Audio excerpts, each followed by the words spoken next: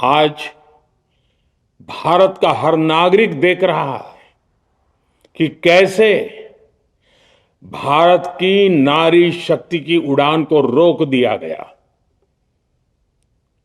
उनके सपनों को बेरहमी से कुचल दिया गया। हमारे भरसक प्रयास के बावजूद हम सफल नहीं हो पाए। नारी शक्ति वंदन अधिनियम में संशोधन नहीं हो पाया और मैं इसके लिए सभी माताओं बहनों उनसे मैं क्षमा प्रार्थी हूं। साथियों, हमारे लिए देश हित सर्वोपरि है, लेकिन जब कुछ लोगों के लिए दल हित सब कुछ हो जाता है, दल हित देश हित से बड़ा हो जाता है, तो नारी शक्ति को, देश हित को इसका खामियाजा उठाना पड़ता है। इस बार भी यही हुआ है। कांग्रेस, डीएमके, टीएमसी और समाजवादी पार्टी जैसे दलों की स्वार्थी राजनीति का नुकसान देश की नारी शक्ति को उठाना पड़ा है। साथियों, कल देश की करोड़ों महिलाओं की नजर संसद पर थी। देश की नारी शक्ति देख रही थी। मुझे भी ये देखकर बहुत दुख हुआ कि जब ये नारी हित का प्रस्ताव गिरा तो कांग्रेस, डीएमके, टीएमसी, सपा जैसी परिवारवादी पार्टियां खुशी से तालियां बजा रही थी। महिलाओं से उनके अधिकार छीनकर ये लोग मेजें थपथपा रहे थे। उन्होंने जो किया वो केवल टेबल पर थाप नहीं थी, वो नारी के स्वाभिमान पर, उसके आत्मसम्मान पर चोट थी। नारी शक्ति वंदन संशोधन समय की मांग है। नारी शक्ति वंदन संशोधन उत्तर, दक्षिण, पूरब, पश्चिम सभी राज्यों की, हर राज्य की शक्ति में समान वृद्धि का प्रयास था। ये संसद में सभी राज्यों की आवाज को अधिक शक्ति देने का प्रयास था।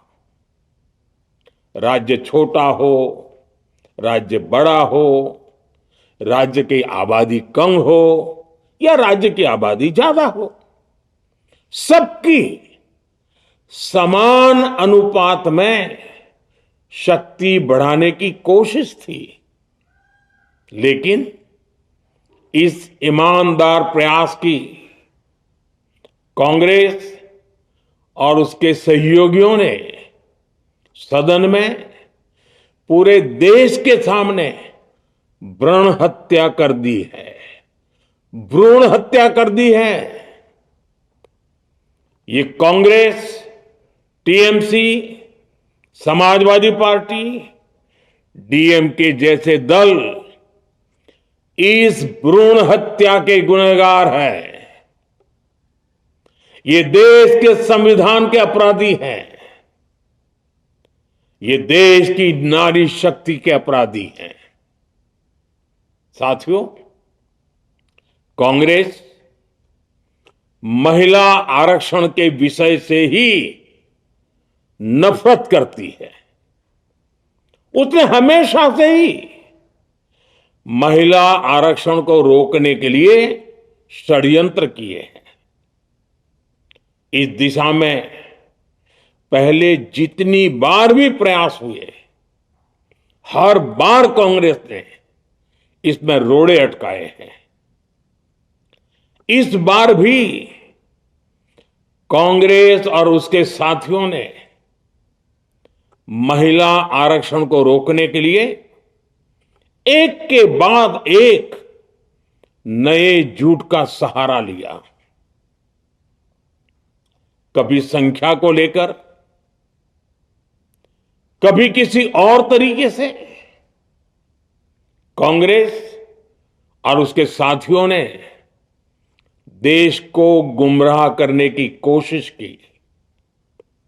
ऐसा करके इन दलों ने भारत की नारी शक्ति के सामने अपना असली चेहरा सामने ला दिया है, अपना मुखौटा उतार दिया है।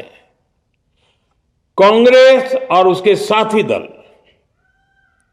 डिलिमिटेशन पर लगातार झूठ बोल रहे हैं। ये इस बहाने विभाजन की आग को सुलगाना चाहते हैं, क्योंकि बांटो और राज करो, कांग्रेस ये पॉलिटिक्स अंग्रेजों से विरासत में सीख कर आई है और कांग्रेस आज भी उसी के सहारे चल रही है। कांग्रेस ने ट्रिपल तलाक के विरुद्ध कानून का विरोध किया। कांग्रेस ने आर्टिकल 370 हटाने का विरोध किया।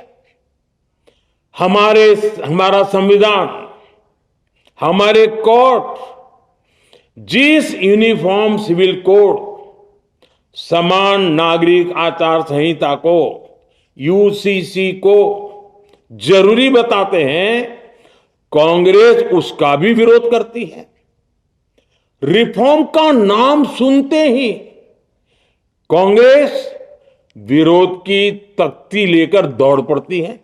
ये लड़ाई सिर्फ एक कानून की नहीं है, ये लड़ाई कांग्रेस की उस एंटी रिफॉर्म मानसिकता के साथ है, जिसमें सिर्फ नेगेटिविटी है, नकारात्मकता है। और मुझे इसमें कोई संदेह नहीं है कि देश की सभी बहनें बेटियां कांग्रेस की इस मानसिकता को करारा जवाब दे के रहेगी। लटकाना, भटकाना, अटकाना, यही कांग्रेस का सिद्धांत रहा है, यही कांग्रेस का वर्क कल्चर रहा है। कांग्रेस ने पड़ोसी देशों के साथ सीमा विवादों को लटकाया। कांग्रेस ने पाकिस्तान के साथ पानी बंटवारे से जुड़े विवादों को लटकाया। कांग्रेस ने ओबीसी आरक्षण के निर्णय को 40 साल तक लटकाए रखा। कांग्रेस ने सैनिकों के लिए वन रैंक वन पेंशन को 40 साल तक रोके रखा। साथियों, कांग्रेस के इस रवैये ने हमेशा देश का बहुत बड़ा नुकसान किया है। मेरे देश की माताएं, बहनें, बेटियां, मैं जानता हूं आज आप सब दुखी हैं। मैं भी आपके इस दुख में दुखी हूं। आज भले ही बिल पास कराने के लिए जरूरी 66% वोट हमें नहीं मिला हो, लेकिन मैं जानता हूं देश की 100%, 100% नारी शक्ति का आशीर्वाद हमारे साथ है। मैं देश की हर नारी को विश्वास दिलाता हूं, हम महिला आरक्षण के रास्ते में आने वाले हर रुकावट को खत्म करके रहेंगे, हटा करके रहेंगे। हमारा हौसला भी बुलंद है, हमारी हिम्मत भी अटूट है और हमारा इरादा भी अड़िग है। महिला आरक्षण का विरोध करने वाली पार्टियां ये देश की नारी शक्ति को संसद और विधानसभाओं में उनकी भागीदारी बढ़ाने से कभी भी रोक नहीं पाएंगे। सिर्फ वक्त का इंतजार है। नारी शक्ति के सशक्तिकरण का बीजेपी एनडीए का संकल्प अक्षुण्ण है। कल हमारे पास संख्या बल नहीं था, लेकिन इसका मतलब ये नहीं है कि हम हार गए। हमारा आत्मबल अजेय है। हमारा प्रयास रुकेगा नहीं, हमारा प्रयास थमेगा नहीं। हमारे पास आगे अभी और मौके आएंगे। हमें आधी आबादी के सपनों के लिए, देश के भविष्य के लिए इस संकल्प को पूरा करना ही है।